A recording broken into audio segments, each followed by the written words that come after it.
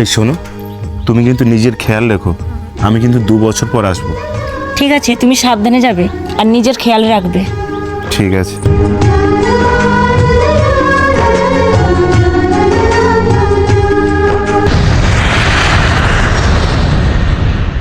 আয় আয় সোনা ঘুমালো, পাড়া জোড়ালো, বরকি এলো দেশে, বুলবুলিতে ধান খেয়েছে, খাসনা দেবো কিসে।